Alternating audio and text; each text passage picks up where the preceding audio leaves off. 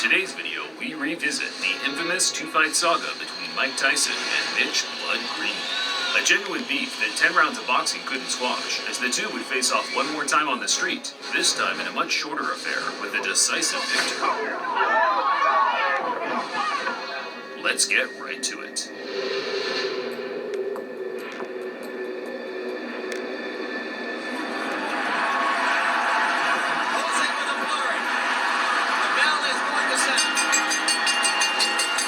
After Tyson's 10-round decision to James Quick Tillis in 1986, the infallibility aura from Kid Dynamite took a slight knock as the two heavyweights battled out a much closer fight than the boxing fans and bookmakers expected.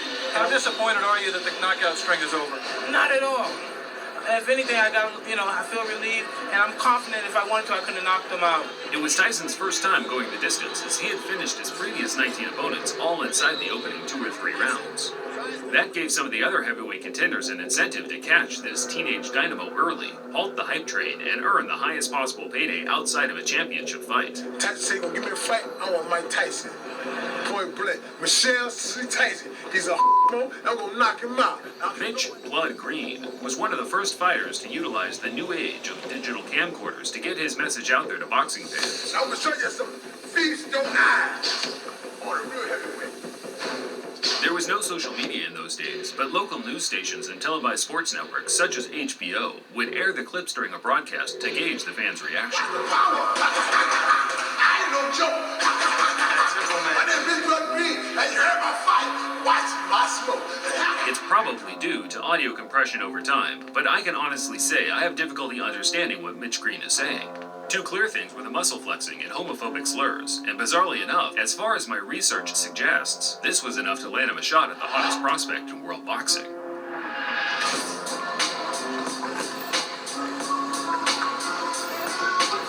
Growing up on the tough streets of Detroit, Mitch Green was a prominent player in 1970s New York gang warfare. By the age of 17, he had witnessed his father lose his life in a bizarre Western-style quick-draw shootout, not long before being shot twice himself, fortunately escaping with non-fatal injuries. Green tried to escape gang life by joining the UVA boxing gym in New York, but by this time his ties to the street were too pronounced, as he was now hailed the king of New York street gangs by the NYPD for his role as gang leader in the deadly Bloods crew. Things slowly started to change for Mitch as his reputation as a gang leader was exceeded by that of a talented amateur boxer, the muscular 6'5" big man that was racking up copious tournament success, including several New York Golden Gloves. From the Bronx, New York, undefeated in 5 professional bouts with 1 draw. Green took to the professional ring in 1980 and quickly started racking up wins over journeyman and fringe contenders such as Jumbo Cummings. Champion in waiting Trevor Berbick became the first man to beat Green in 1985, where Mitch made a good account of himself, only losing by majority decision. Both Tyson and Green were on the fringe of a world title shot, so regardless of the antics, the two were on a likely collision course. The trash talk from Green just helped build more interest in the fight, which in turn certainly struck a chord with Tyson, who openly admitted to hating that ugly mother effer. And Mike Tyson, traditionally, no robe, no socks. He says it makes him feel like a warrior, makes him feel like a gladiator. Tyson met Green for the first time in May 1986 at Madison Square Garden. It was Tyson's first match at a prestigious boxing venue and also the first to be covered by a large television network. Yet, the occasion didn't change the traditional no robe, no socks attire. He was all business and had a personal vendetta to settle with the now not-so-confident-looking Mitch "Blood" Green. And was so much a factor in the last fight that we showed here on HBO that he didn't double up. He just was a little bit lazy, especially in the later rounds. So we'll see what he does about that against Mitch Green. Always aggressive, very firm man. That was the head movement. He took a shot. There's the left hook I was talking about. He did draw a warning from Luis Rivera, the referee, about holding Green's in trouble. Good left hand from Tyson. Everyone has a plan until they get their mouthguard punched out of the ring in the first round. While Green had all the physical advantages, Tyson's supreme boxing skills and speed negated the gap in size and weight, backing up Green from the opening bell, slipping and countering, forcing the much bigger man into survival mode from word to go. Big right hand against Tillis. And what a shot!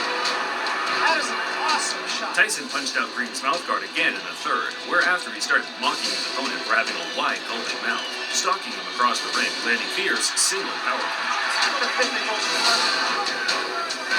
Another big left hook. Tyson, there, a good uppercut. He has to take the standing benches. Another couple body shots. Well, he's smiling. Tyson is smiling because Green has those fast hands. The fight became so routine by the closing stages, the crowd knew they were witnessing a foregone conclusion.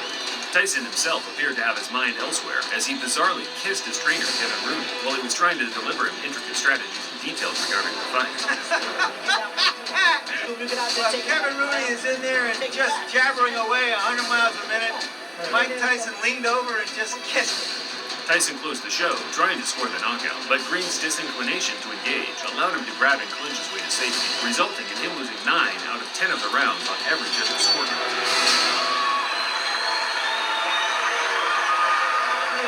But we knew deep inside that I was going to win this fight so easy because of his style. He's a gang tough opponent, and he took some fairly decent shots.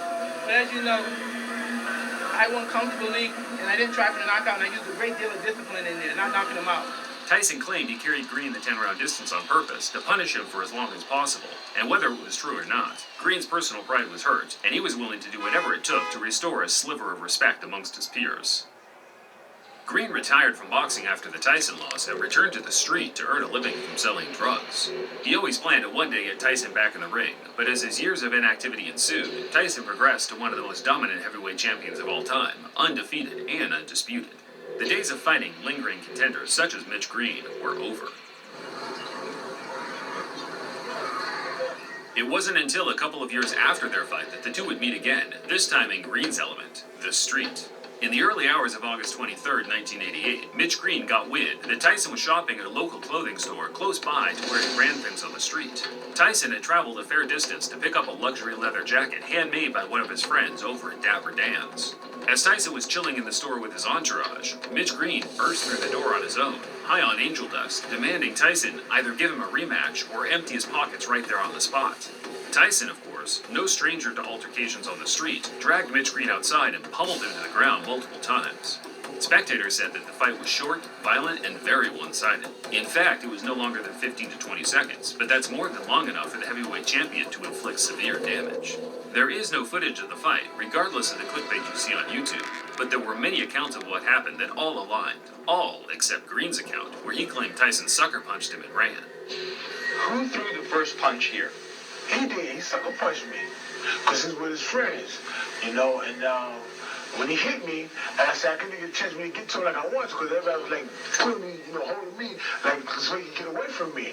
And so he get away, and he ran from me. Green was certain the Tyson scuffle, which became mainstream news around the world, would add enough public intrigue to get his rival back in the ring.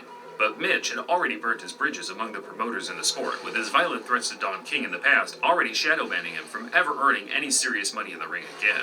After Green's failed attempts to get the rematch with Tyson, he filed a civil lawsuit for $20 million due to the injuries he suffered during their fight.